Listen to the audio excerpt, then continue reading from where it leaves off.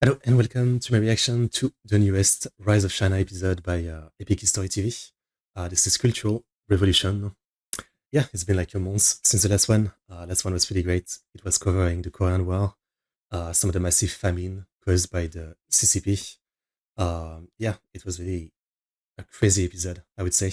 We ended with China basically finishing the 50s, getting into the 60s, the relationship between China and the Soviet Union falling as Khrushchev wasn't a big fan. And I guess Mao wasn't a big fan of Khrushchev. They weren't very friendly. We also had China getting the atomic bomb. I think that's more or less where we stopped. And next is the Cultural Revolution, which I've heard about, but I've never really like seen any kind of video in details about it. Yeah, I don't really know the details, so it should be interesting. And we see as always, epic history videos are just absolute peak of YouTube, right? It's such a shame that right now there's like barely anyone reacting to them. You know, I'm always looking for more reaction to the Napoleon series. But yeah, it is what it is. Anyway, let's watch this new episode. Link for the original video in the description, the link to the Epic History channel, my Discord, Stream Element, Patreon. If you want to follow, support me. On Stream Element, you can donate to request a video. On Patreon, you can support me monthly. And on my other channel, I guess, my main channel, I do anime, movie, and show reaction that are voted on Patreon. So consider joining the Patreon. Let's see what we get. The Cultural Revolution. To rebuild is justified. Maoist slogan.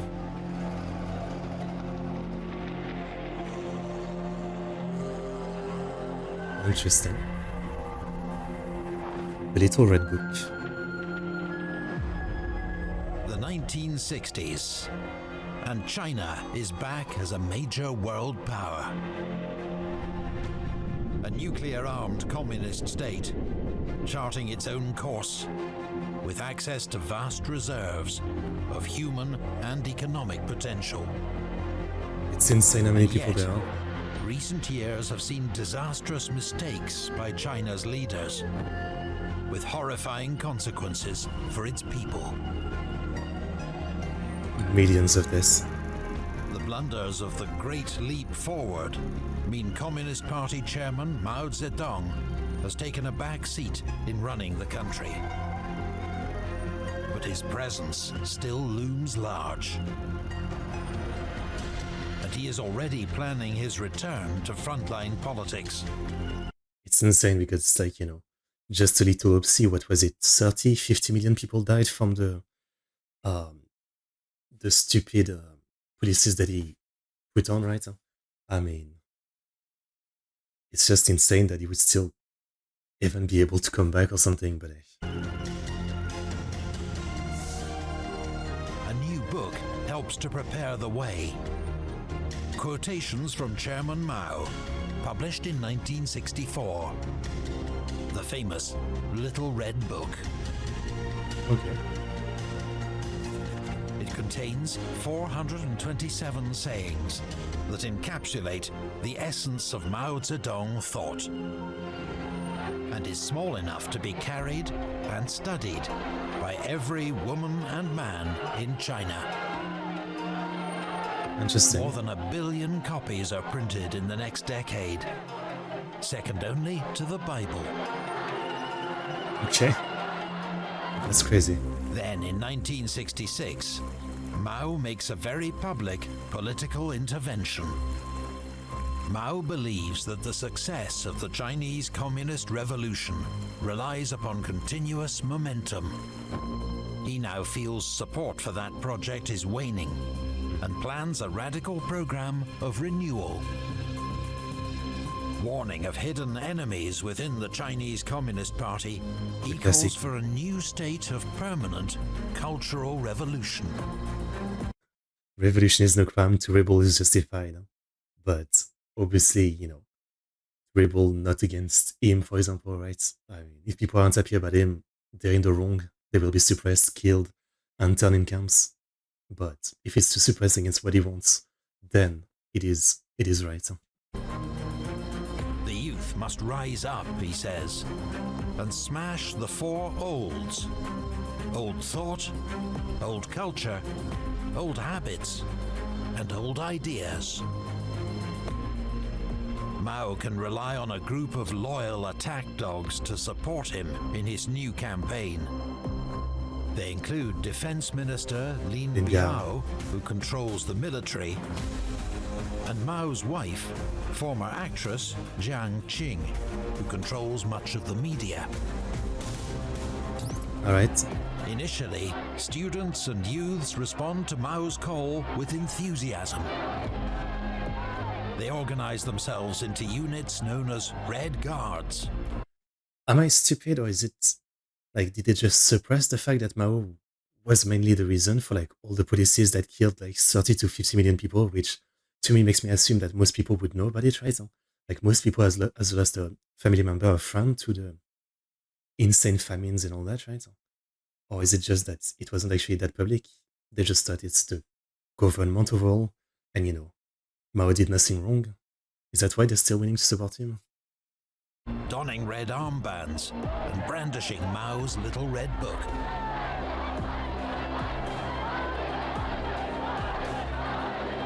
Millions travel to Beijing, where Mao reviews them at mass rallies in Tiananmen Square.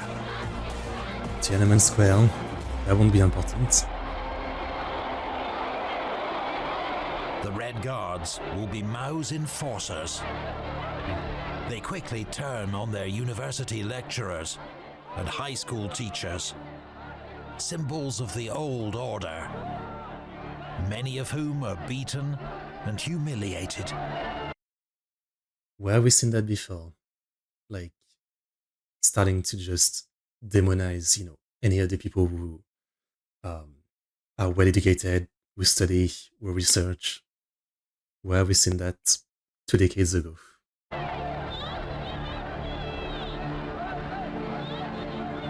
Jiang Qing encourages the violence at a student rally. If good people beat bad people, it serves them right.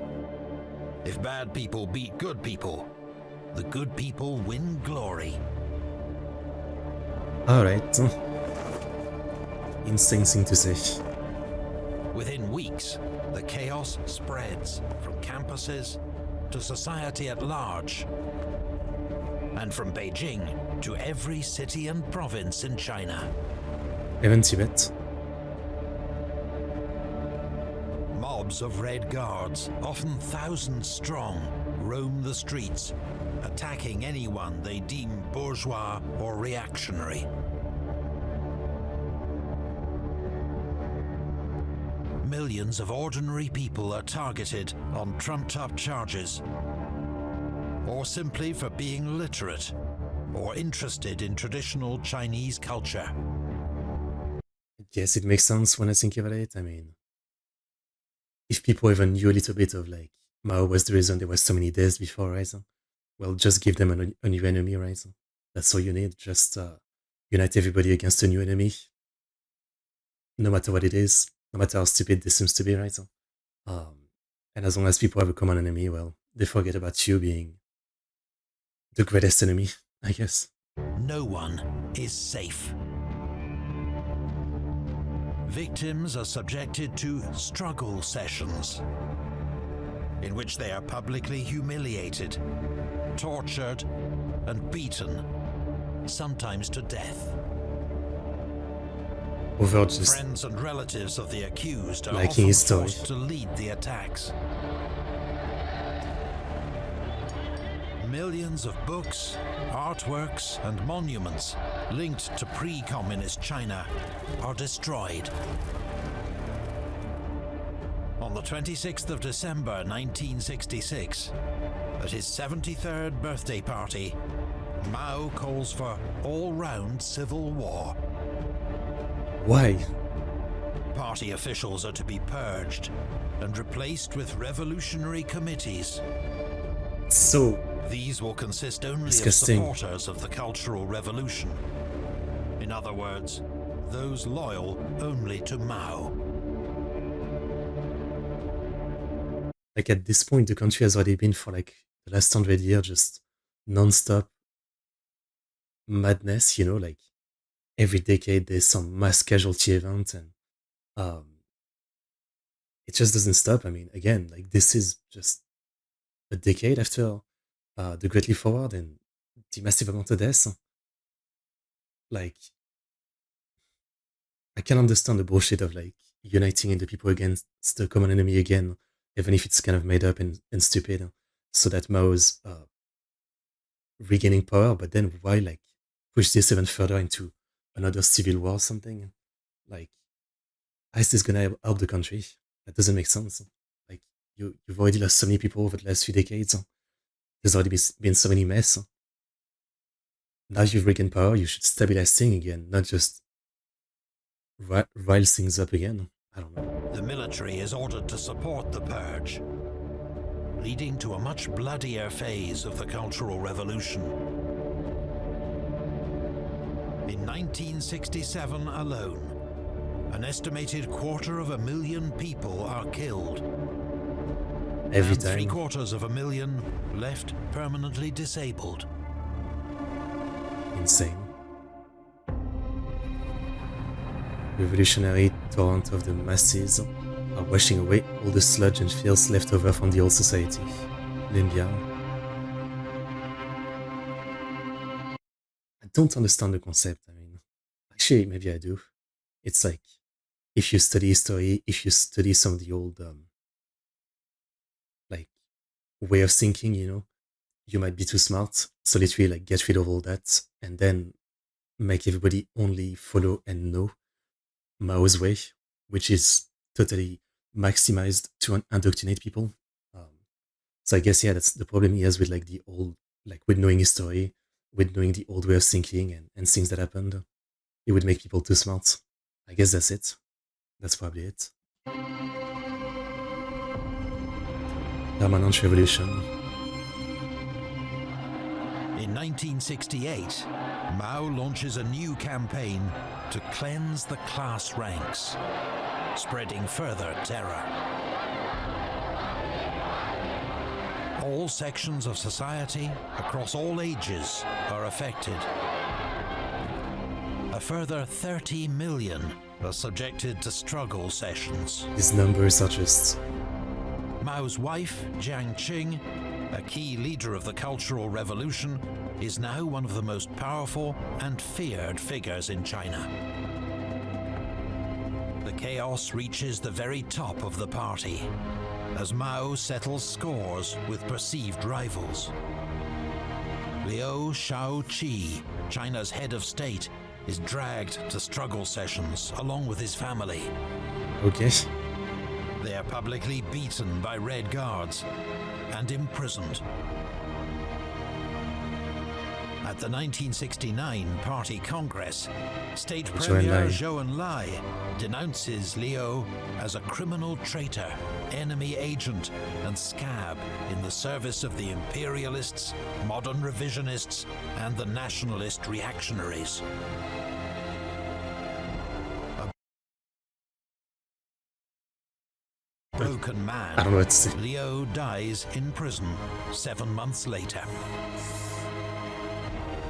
Other prominent victims include Deng Xiaoping, a leading pragmatist and reformer on the Politburo Standing Committee. Names we've seen before. He is sent to work in a tractor factory. His brother is driven to take his own life. Okay. His son is tortured by Red Guards for months and then thrown from a third-floor window, leaving him paralyzed for life.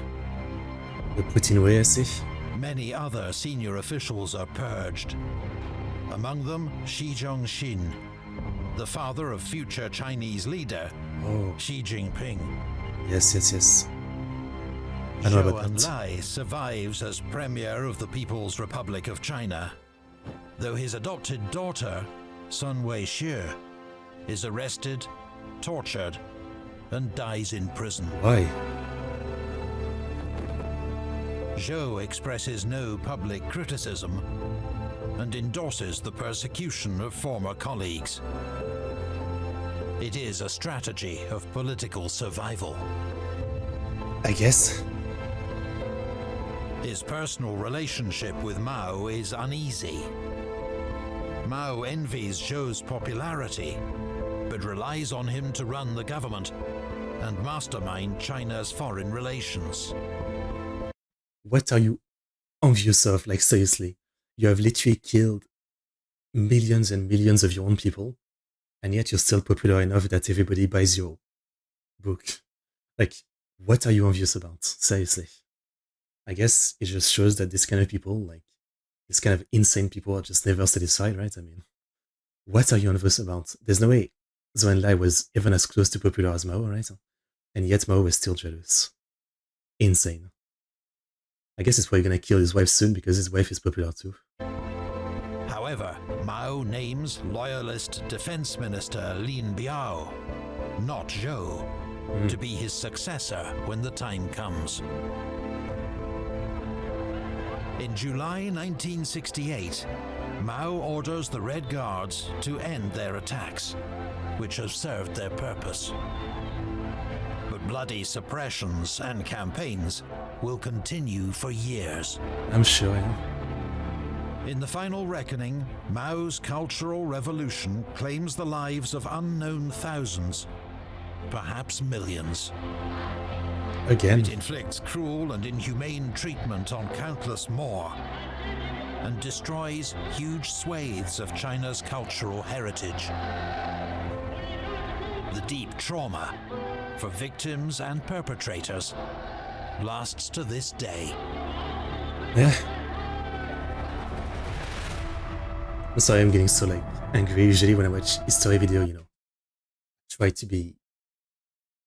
Try not to get too angry, but it's kind of hard with, you know, this kind of stuff. Yeah. Not only is it recent history, you know, and a lot of people are still alive. But I don't know. The numbers are just mind-boggling. That's all I can say. As the Chinese saying goes, one should not lose the major for the sake of the minor. Letter from Chinese Premier Zhou Enlai to President Nixon.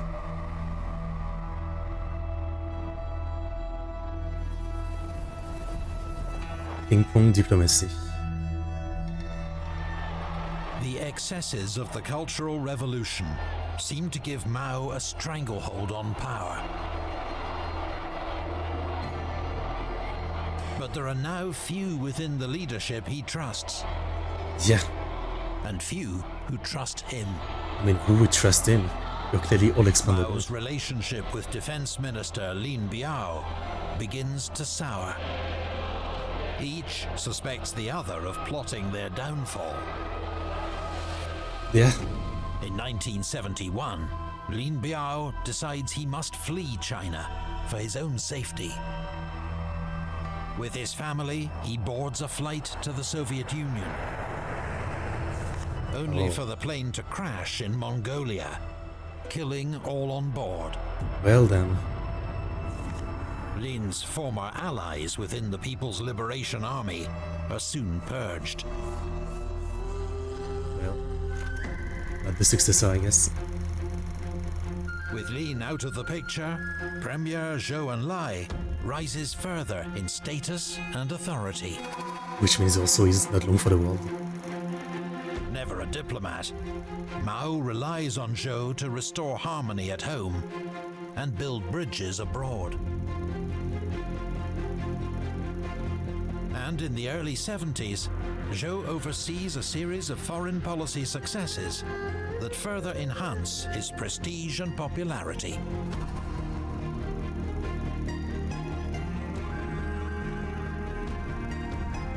Since 1945, China's seat at the UN has been held by Taiwan, formerly the Republic of China. This is the state created by Chiang Kai-shek's nationalist government when it fled at the end of the Civil War. Yes. But in 1971, after years of diplomatic maneuvering, the UN votes to recognize the People's Republic of China, Communist China, as the country's sole legitimate representative, and transfers to it Taiwan's seat as one of the UN Security Council's 5 permanent. Is it still like that today? Or did we either reverse the decision? Probably not. Or did we also give Taiwan a seat? I don't know. I haven't really looked at the UN Security Council seats or whatever. But interesting. Members. Since the 60s, China's relations with the Soviet Union have been frosty. Yeah. There have even been bloody border clashes between the two nuclear-armed communist powers. That's far. The first is in 1969, in the east. But fighting later spreads to Xinjiang, leaving scores dead.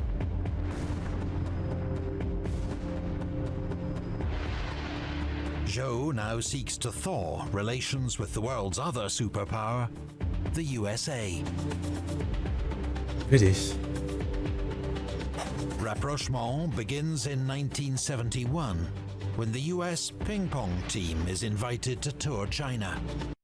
The only reason I know about this is since the movie Forrest Gump, where, Forrest Gump plays ping pong at this event or whatever. I was going to say I'm surprised because,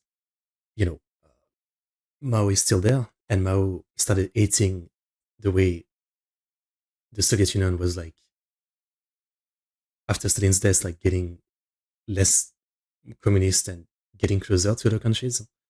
But now they're kind of doing the same. It's the first official visit by an American delegation since 1949. The US players are personally welcomed by Premier Zhou, who tactfully instructs the dominant Chinese team not to win every game. Okay. The tour is considered a diplomatic triumph. In Zhou's words, opening the door for friendly exchange between the two nations. Ping pong is such an unexpected sport for this. Building on the foundations of ping pong diplomacy, US President Richard Nixon visits China in 1972. Nixon is a zealous anti-communist, but both sides see better relations as a means to gain leverage over the Soviet Union. As a result, a US trade embargo, in which wouldn't by this point be less communist than China, place since the communists came to power in 1949, is lifted. In 1973, Zhou's long-term ally, Deng Xiaoping, is allowed to return to Beijing from internal exile in Jiangxi province. Okay. Mao agrees to rehabilitate him. Well, this is By the lucky one. 1974, Deng is once more vice premier, working closely with Zhou on foreign policy and day-to-day government. Dogged by ill health and increasing paranoia, Mao's hold over the party begins to wane. But he will outlast one old rival. A giant portrait of Chiang Kai-shek had once overlooked Tiananmen Square, just as Mao's does now. Since his defeat in the Civil War, the former nationalist leader of China has headed an authoritarian government in Taiwan. He has overseen stunning economic growth, but failed in his ultimate goal, to reconquer the Chinese mainland. That was never happening. Chiang dies in Taipei in April 1975, aged 87. I'm surprised it died before Mao. The rivalry between the two leaders passes to a new generation, but remains as fierce as ever. Indeed. 4 months later, China is hit by a powerful typhoon. Heavy rain in Hunan province causes dozens of dams to collapse. That's not good. That's not good one bit. The resulting floods destroy millions of homes, but the authorities suppress reporting of the disaster. The official death toll is 26,000. More recent estimates point to a number several times higher. And it's still not even close to. It was Chiang Kai-shek, right? Like what he did when he breached the dam to stop the Japanese, and all he did was just kill millions of his own people. It's not even close to that. The failure of the dams, built at the height of Mao's Great Leap Forward, is a tragic reminder of past mistakes. Just as China's future path is suddenly thrown into doubt.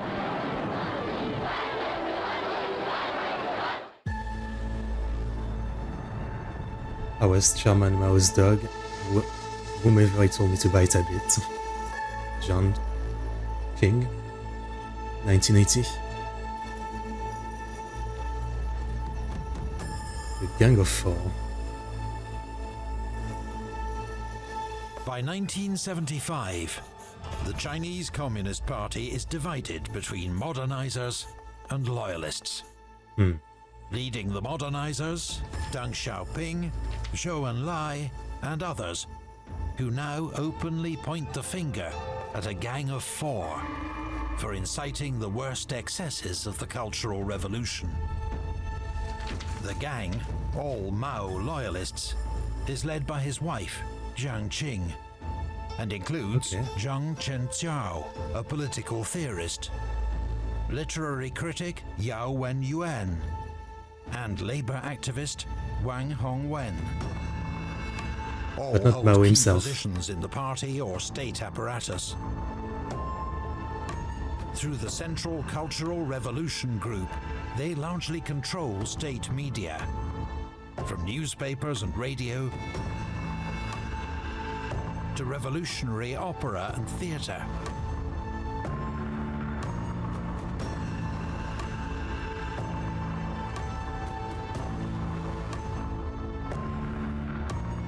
The Gang of Four fight back against the modernizers, turning their propaganda machine against Deng and Zhou, who are labeled counter-revolutionary rightists. Anxious to protect his legacy, Mao seems to be siding with the Gang of Four. Yeah, I'm surprised from the few things we've seen before, just there, that the other side is even willing to criticize those Gang of Four and Mao, right? I mean, we've seen all the One Purge before, so it seems kind of insane. Then, in January 1976, Zhou Enlai dies from cancer.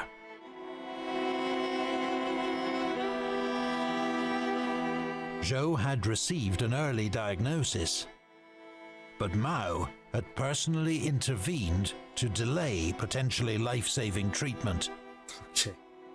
Such was his determination to outlive his political rival. Insane. As Chinese premier since 1949, Zhou was one of the key architects of Communist China. President Nixon had called him the greatest statesman of our era. And as a skilled diplomat and stabilizing force, he'd shaped foreign policy and helped to modernize the country. Interesting. I mean, I'm sure he was, also behind a lot of the mess and atrocities and all that, right? But it does seem like he was way better at a bunch of things than Mao, I would say. So it's like, if he wasn't around for like those few decades, and Mao had no one else competent to do the stuff he couldn't do himself, the mess might have been even worse. I don't know. That's the impression I'm getting. Not that he was clean, I'm sure, but yeah. But his attempts to moderate Mao's mistakes had only limited success. His legacy is inescapably entwined with the disasters of Mao-era China. Of course. But Zhou remains hugely popular, and on the 4th of April, crowds gather in Tiananmen Square to mourn his death and protest against the attacks made on him by the Gang of Four. Fair The enough. following day, the army is sent in to clear the square, with around 40 arrests. Zhou's ally, Deng Xiaoping, is blamed for the disturbance and dismissed once again. It didn't take much. Amidst rising tensions at the top of the party, Mao Zedong, plagued by heart and lung problems for years, dies aged 82. Finally, is all I can say. Insane. Many The amount of people he millions of killed. Chinese have known no leader but Mao. The country is in shock. A week of national mourning is declared. Over 7 days, 1 million visitors file past Mao's body as he lies in state in the Great Hall of the People in Tiananmen Square. 1 million people is insane. The people are urged to turn grief into strength, carry forward Chairman Mao's legacy, and see the proletarian revolutionary cause through to the end. To most Chinese, Mao is and remains the great helmsman, a titanic figure who guided China through stormy seas to security and prosperity. But his successes were matched obviously, by disaster. As an outsider, it's easy to say, this is one of the most evil people in history. Like, as someone who isn't from China, it's easy to say that, right? But I guess if you're from China, and even if you know the amount of people that died because of him, I'm guessing it's kind of like easy to just think of it as like, like, what's the word for it? Necessary mistakes, on the path of like bringing a country through 100 years of turmoil, humiliation, madness, war, etc. Right? Like, it is all necessary mistakes that happened, and what it's sad that so many people died. China did become a modern country and a great power, and survived all the stuff. So maybe, I guess, if you look at it like that, you might say, yeah. I mean, I guess, not great that a lot of people died, but maybe it's fine. I'm trying to put myself like in the shoes of someone from China, right? So maybe you can look at it like this, I don't know. It's kind of, I can't imagine looking at it like this, but again, I haven't grown up in, in a society where it might be easier to think of it like this, So fair enough. But yeah, if you look at it from the outside, obviously, I mean, there's some stuff he couldn't control, and you can say isn't like fully his fault or something, like some of the party wars and revolution, like you could argue that some of the stuff that happens between the war between the nationalists and the communists, like it's more complicated, but the stuff that he did once the Communist Party was in power, like the Great Leap Forward and, and all that is fully, like, like there's no defining that, right? I mean, a lot of it wasn't even made with good intention, right? It wasn't really like, it was just like stupid ideas, like the thing about like the communes, the no private kitchen, all that kind of stuff is just insanity to me. I mean, yeah. Disastrous failures. His agricultural reforms, motivated by pure ideology, There we go. Better put than I triggered the could. largest man-made famine in history. Tens of millions died as a result. More eloquent than I ever could. The Cultural Revolution saw suffering inflicted on many thousands of innocent victims.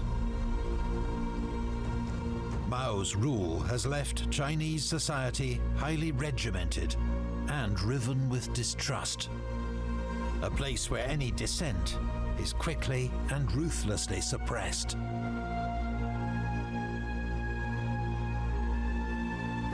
In the words of veteran communist Chen Yun, had Mao died in 1956, his achievements would have been immortal. Yeah.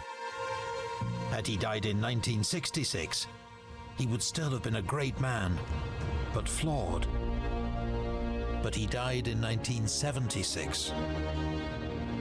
Alas, what can one say? I mean, in terms of numbers, didn't he kill more people than even Hitler? You know? That's what I can say, no? Smash the Gang of Four. And his own people, you know? Insane. Insane. Honoring Mao, rejecting Maoism. The Chinese Communist Party is now deeply split between those loyal to Mao and his legacy and those who oppose the brutality of the Cultural Revolution. Mao's designated successor is Hua Guofeng. He is an able, if uninspiring, party official, but lacks prestige and personal authority. Officially, his mantra is clear. Whatever policy Chairman Mao decided upon, we shall resolutely defend. Whatever directives Chairman Mao issued, we shall steadfastly obey. That won't last long. In practice, he pulls off a delicate balancing act between honoring Mao's legacy and modernization. His first task is to deal with the Gang of Four, led by Mao's widow, Jiang Qing. For many, they embody the worst excesses of Mao's rule. After the period of national mourning comes to an end, Hua moves against them. Propaganda stuff is so... On the 6th of October 1976, the Gang of Four are arrested.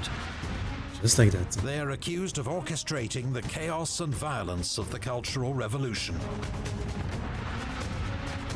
In a televised trial, Jiang Qing defends herself passionately. But all four are found guilty of counter-revolutionary activities.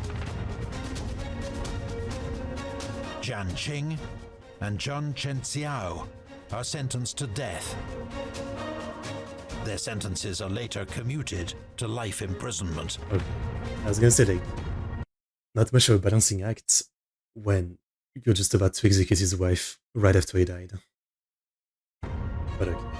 In 1991, Jiang takes her own life in prison. A Mao loyalist to the end.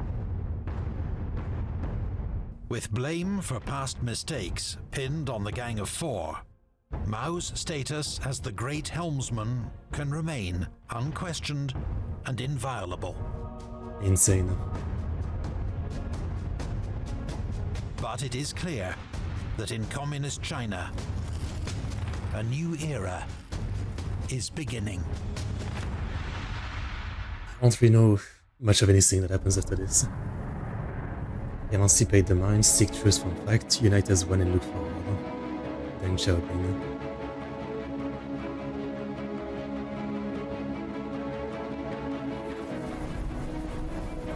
The rise of Deng. He comes back again. The Gang of Four had represented one extreme of the Chinese Communist Party. The Mao loyalists.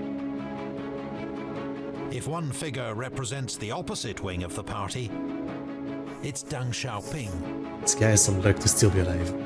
Now aged 72, Deng's fortunes within the party have fluctuated wildly. In the 1930s, he'd supported Mao in the rural Soviets and the struggles against the Kuomintang.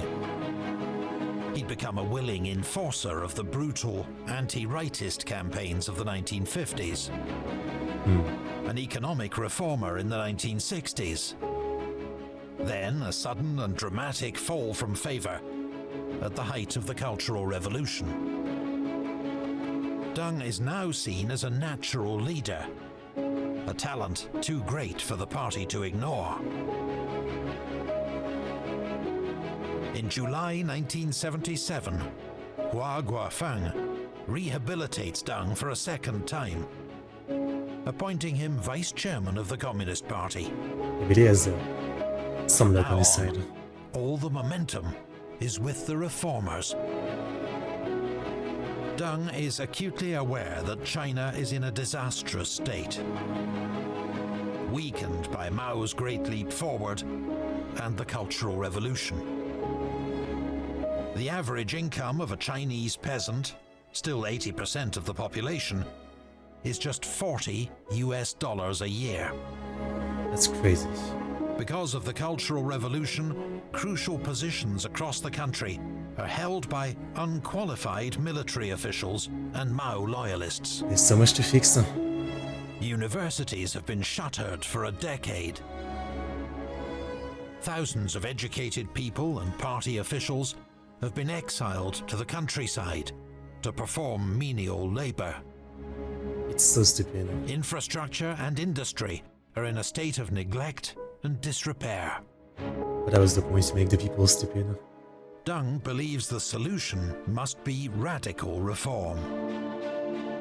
He will deviate from decades of Maoist ideology and advocate openness to new ideas and technologies, wherever they come from. Students and officials are encouraged to spend time abroad. The goal will be the 4 modernizations introduced by Zhou Enlai in agriculture, industry, science, and defense. Important. Deng steadily increases his power and support within the party. By late 1978, he is officially the 3rd most senior member of the Politburo. But in reality, Deng is calling the shots. I see. Deng Xiaoping is finally free to enact the reforms he believes China desperately needs. The consequence will be a Tiananmen Square. transformation unprecedented in history.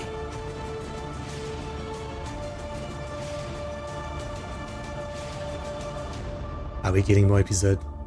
I do want to see more. If you love history as much as we do, you've probably collected some interesting memorabilia over the years. Perhaps it's hidden in a box or sitting on a shelf somewhere. But how about owning a true piece of history that you can wear on your wrist? Okay. Today's video sponsor, Rec Watches, can make this a reality. Take their new Habu series, celebrating the SR-71 Blackbird, That is kind of cool. legendary Cold War spy plane and fastest aircraft in the world. Alright, El Plaisir, but yeah, seems like a very unique sponsor, yeah. Okay. I mean, I have no idea if they're doing more episodes, like, up to modern day. I'd love to hear more episodes, you know? Like, the only thing I know after this, up to today, is, you know, constant fight with Taiwan, the Tiananmen Square stuff, which I'm not sure why it happens. So yeah, I feel like I have a lot to learn still on what comes next. But another insanely good episode. I mean, I do have a bit of a hard time watching this without getting angry. Obviously, you know, the scale of misery and death on all this is just hard to comprehend and to understand, right? You know, but insanely interesting. I mean, it just shows that some things never change, you know. It's, you know, yeah, the whole thing with demonizing the intellectuals and the people who know history, the people who know things, you know, like it's just insanity, right? Even though I get the point, they're the one who might turn people against you, you know, by using history, by using logic, by using education. So you want people to be as uneducated as possible, and only educated in your indoctrination, I guess that makes sense, you know, easier to control everything, to control the country, the people, and everything. But yeah, it's kind of insane. Yeah. At the same time, I guess, you know, they keep repeating it, but like 80% or something of the population was peasants, right? So I guess I can't blame them. They're just people who like are barely surviving. They probably don't get that much of the news. It's probably easy for them to just not get the news of what happened, right? As the state already controls everything, you know, to them it's just like they just mostly go along with what's going on because, yeah, I mean, they're just trying to survive. You can't blame the people, you know. Okay, great episode, insanely interesting. Um, as always, just incredible. I really hope they make more. I don't know if they plan to make a lot more, you know. Um, Epic Story doesn't quite touch on like modern history, so we're getting pretty close now. Um, we'll see what happens. I'd love to get more episode, you know. It's deeply interesting. It's a subject I don't really know, so loving it. But yeah, it was a blast as always to react to Epic History. I hope you enjoyed the reaction. Like, subscribe, comment. I'll see you guys next time. See you.